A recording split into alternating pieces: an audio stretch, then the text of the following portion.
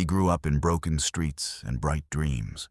But Leonardo DiCaprio learned that real success isn't found in fame. It's built through purpose, patience, and discipline. There are dreamers, there are workers, and then there are those rare few who become both people who imagine the impossible and then spend decades building it. Leonardo Wilhelm DiCaprio belongs to that rare breed. To most of the world, he is the face of Hollywood perfection: sharp suits, flawless acting, red carpets. But behind the fame lies a story that has nothing to do with glamour and everything to do with grit. He once said, "Only you and you alone can change your situation." That sentence wasn't a slogan. It was survival instinct. He grew up not among spotlights, but sirens in Los Angeles neighborhoods, where drugs and poverty outnumbered opportunity. His parents separated when he was a year old.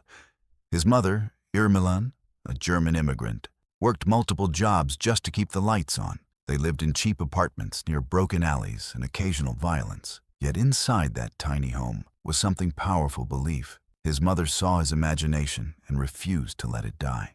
She took him to museums, auditions, and schools across the city, even when she barely had bus fare. As a child, Leonardo wasn't the obvious Hollywood type. Too thin, too expressive, too different from the safe, polished faces that dominated 1980s television. He auditioned hundreds of times and was rejected almost every week. Casting agents told him his face was too intense, but he kept showing up. He later said that acting was never about fame for him. It was about curiosity. "I just wanted to understand people," he recalled.